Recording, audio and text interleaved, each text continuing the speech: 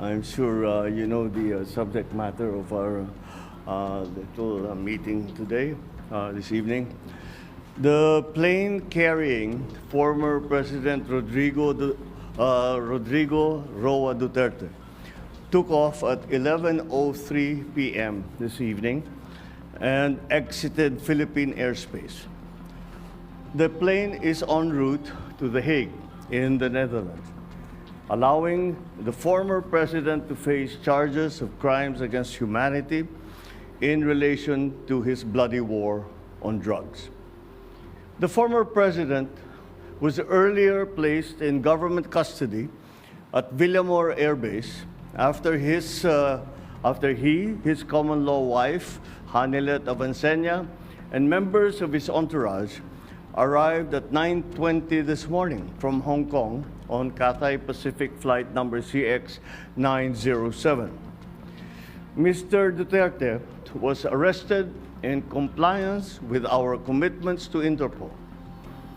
Hours before his arrival, Interpol Manila received an official copy of the ICC warrant.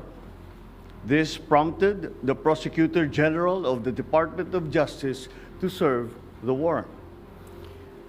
Interpol asked for help, and we obliged because we have commitments to the Interpol, which we have to fulfill. If we don't do that, they will no longer help us with other cases involving Filipino fugitives abroad. This is what the international community expects of us as the leader of a democratic country that is part of the community of nations. So I'm sure that the details that surround this what has happened today are familiar to you. I just wanted to make very, very clear and give you the facts from for the departure of former President Duterte from the Philippines. Thank you. Thank you very much, Mr. President. Kanina po ay nagpaabot ng tanong ang mga miyembro ng Malacanang Press Corps at atin po itong sasagutin. Question number 1. Mr. President, meron po bang pisikal na kopya ng warrant of arrest laban kay dating Pangulong Rodrigo Duterte mula sa ICC? Oh, meron. This came in. Actually, it came in. I received it from Secretary Remulla. I received it at 3 a.m. last night, and I looked at it, and we went back and forth. 6:30, he wrote me again, and he said, "We have it already. We have the warrant of arrest from Interpol." And I said, "Okay, we'll put all our plans into place, and sige, let's proceed as we had discussed." Now that's what happened. So yes, there is a very clear document that will explain that will explain the basis on how we conducted this arrest of former President Duterte. Sir, is it okay if we give them copies of the arrest warrant, photocopies of the arrest warrant? Would that be possible? Do we have limitations on that? We have the limitations, but we can. We have here the SILG, who has been, of course, part and parcel of the entire operation. We will provide the PCO with a digital copy. It has been attested by the Secretary of Justice and the Department of Justice as a lawful and legal warrant. We will publish it after this press conference, and you can use it as reference. These are, it's very simple. It's a request to the Philippine government from Interpol to enforce the arrest warrant. And of course, we comply with our commitments to Interpol. We did not do this because it was derived from or it came from ICC. We did this because Interpol asked us to do it.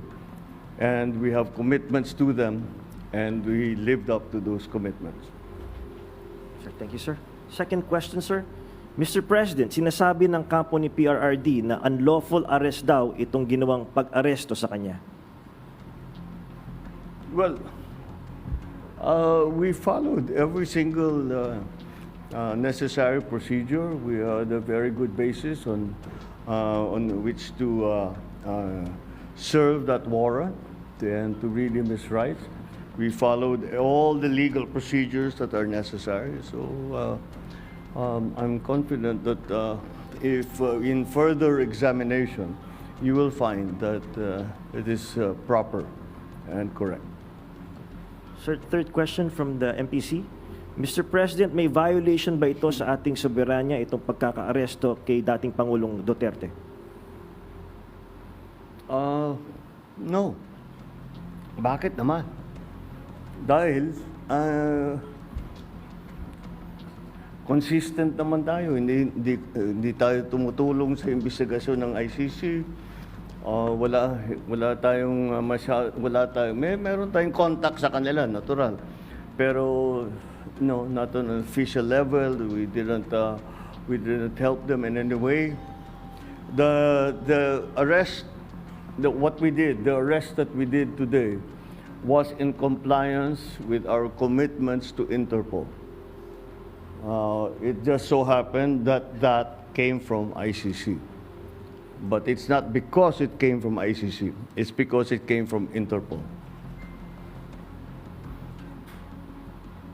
Pang-apat po na tanong, Mr. President, sinasabi po nila na ito ay political persecution lamang at may kaugnayan din daw sa 2028 elections.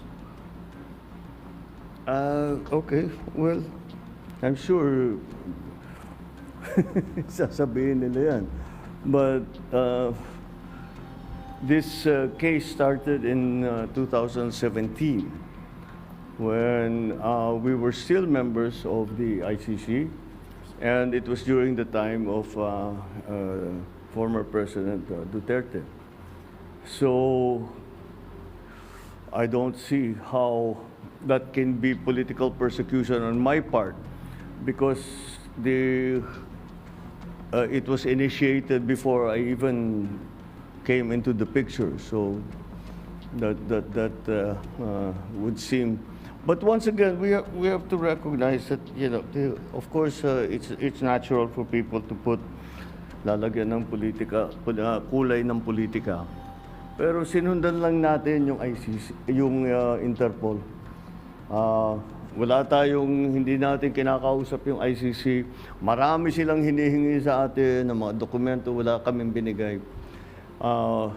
Yun lamang, hindi natin mahindian ang Interpol. Pag sinabi sa atin, tulungan nyo kami, kailangan namin kunin itong taong ito. Dahil, kung maalala ninyo, lahat ng mga tumakas dito sa Pilipinas, kagaya ni Alice Go, kagaya ni Arnie Tevez, kung sino-sino pa, pati naman yung mga human trafficking sa Myanmar, pati sa mga madadamay. Sinong tumulong sa atin para makita natin yung mga ating kababayan na inaapi at ginagamit sa masamang paraan? Ang Interpol. Kaya naman, dapat naman tayo, pagka sinabi sa atin, tulungan nyo kami sa ganito, tumulong kayo. Kaya naman, ganun ang ginawa natin. Maraming salamat, Mr. President, sa paglilinaw ninyo. You want to ask another question? Take one question, sir. All right, sure. Sir, there are calls for people power. There are, in fact, as we speak, protest actions ongoing. Would you like to address the supporters of the former president? The supporters of the former president? Well, you know, again, the government is just doing its job. Wala namang, it's not because it's one person or another that we do the things that we do. Maybe sa nung mga nakaraan na mga administrasyon, baka ganun ang ginagawa. Pero para sa akin, hindi naman ganun. Sumusunod tayo sa batas. We are a member of the community of nations. We must live up to our responsibilities, to the commitments that we have made to the community of nations. And that is what's happened here. Politics doesn't enter into it. Bakit? Why that? You know, he's never going to be a candidate for anything. Why go after him? Di ba? At saka 2017 pa ito, wala pa ako. Civilian pa ako noon. So this is the evolution of his case, and this is where we end up. Yeah. All right. Thank you very much, Mr. President. Thank you. Good evening. Thank you.